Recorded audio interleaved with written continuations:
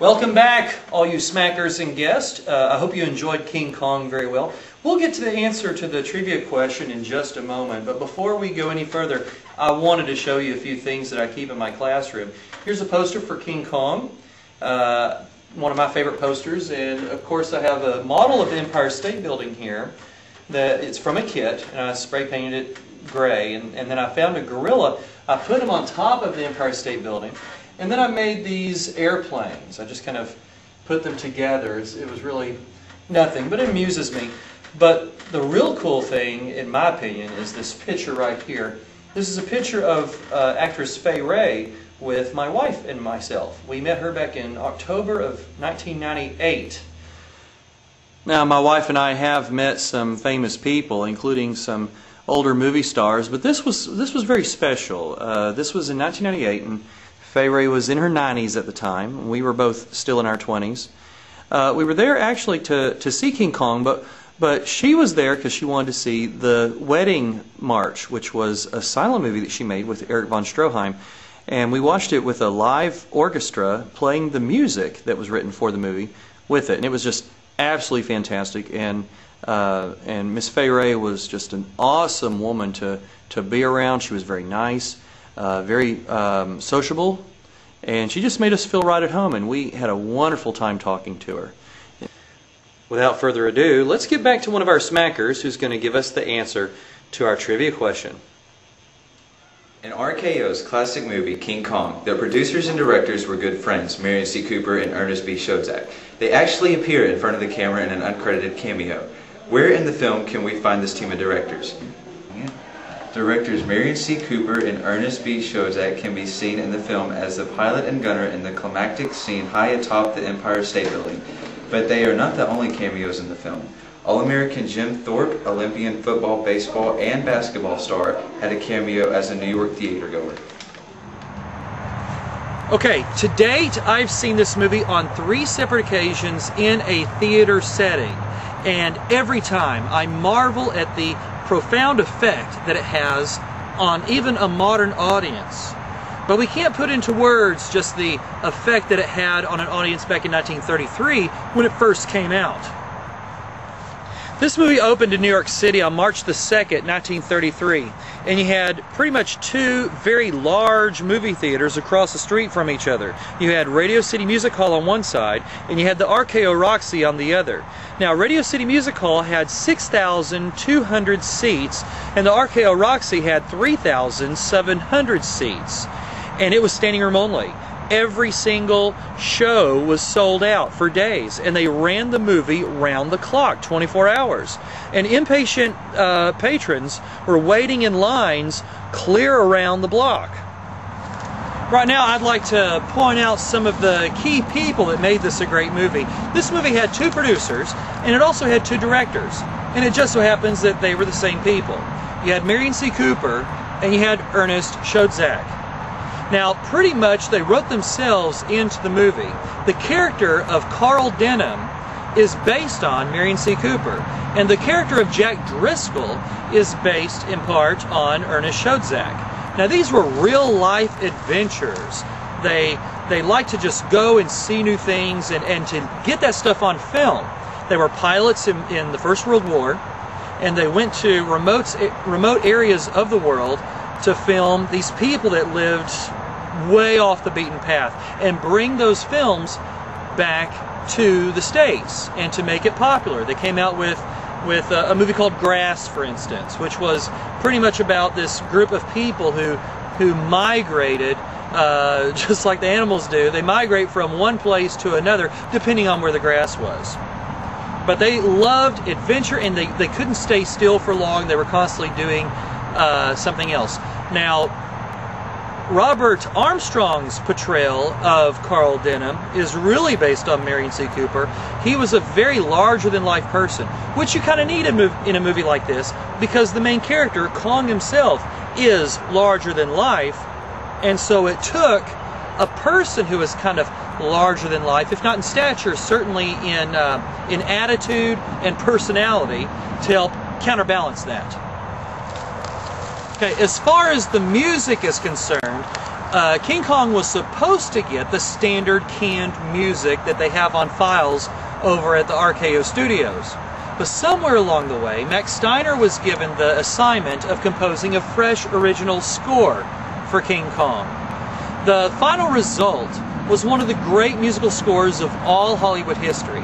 It contained elements of adventure in it. It had a romantic theme for some of the characters. And it also had a great deal of sorrow, especially as we approach the climax of the film. Now, one very important person that we forgot was the technical wizard by the name of Willis O'Brien. Now, O'Brien was able to take an 18-inch tall gorilla that was made out of a steel framework, some gauze, and some rabbit fur, and was able to turn that into this 40-foot tall menace to be feared in the minds of the viewer. But then he was also able to turn around and make everybody have sympathy for it. Through the mannerisms and expressions on his face, and of course Max Steiner's music, they were able to create a modern-day tragic character as he ultimately succumbs to his fate. When my wife and I met actress Fay Wray years ago, she had talked about how audiences, she would watch the audience and that everybody was crying at the end of King Kong. They felt sorry for him. So how is it that O'Brien was able to do such a monumental task as to create an actual living character in the minds of the viewer using inanimate objects like that? And how is it that we, so many years later, are still able to appreciate the work that he put into it? The key to that is found in the animation process. Back in the 1930s, in order to achieve a graceful illusion of motion on a screen, it took 24 shots to make a second. Now, with 60 seconds in a minute, it takes 1,440 different individual shots to make a minute's worth of film. To show what Willis O'Brien was up against, if he and his team were really booking it, they could get 10 shots done in a single hour. Now, in the film, the scene where King Kong fights off the big T-Rex, that alone took 7 entire weeks just to film. But how did they film it? Well, the animation process is a difficult one. They had a miniaturized set with holes drilled in the floor for his feet to stand up on pegs. The pegs were, of course, removable, so you could see the bottom of his feet when he walked. Also, I mentioned that he was made up of a steel framework. Now, all of the joints that were involved could move and stay put.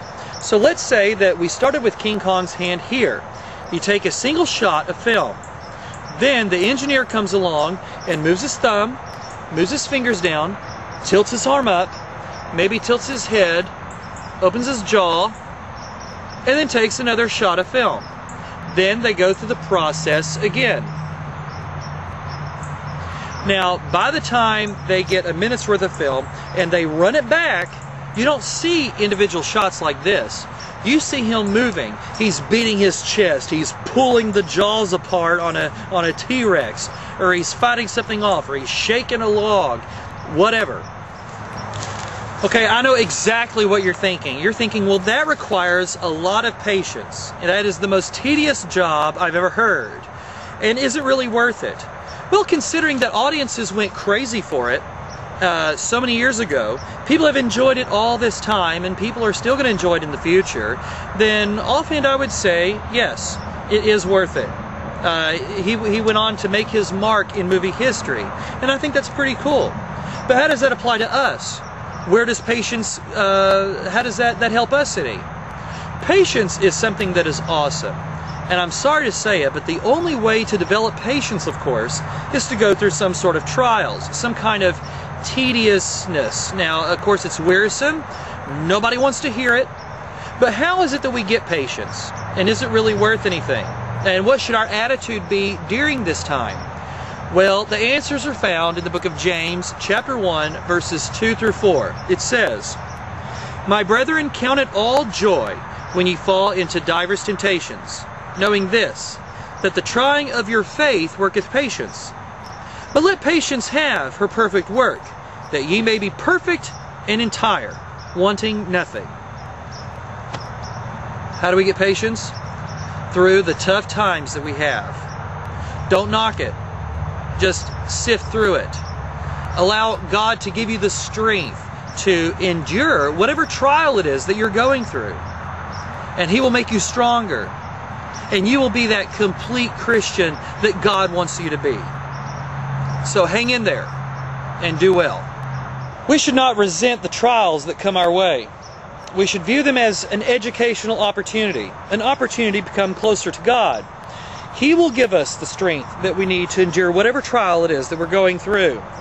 And He may be preparing us for something absolutely incredible as well. We don't know these things. His thoughts are higher than our thoughts, and His ways are higher than our ways. Waiting for God's answer may be a very tedious and weary process, but the results are completely worth it. It is through those experiences that you will become the complete Christian, not lacking anything. Always remember that if a little bit of patience and endurance can take a little toy gorilla and turn him into filmdom folklore, then what is it that God can do through you? Anyway, it's getting dark out here, and I hope you enjoyed King Kong thoroughly. Feel free to look up more movies and check them out, and I hope you enjoyed them as well. Be sure to tell your friends, tell them to visit us here at Mr. Movie School. Good night. Okay, we'll turn you off.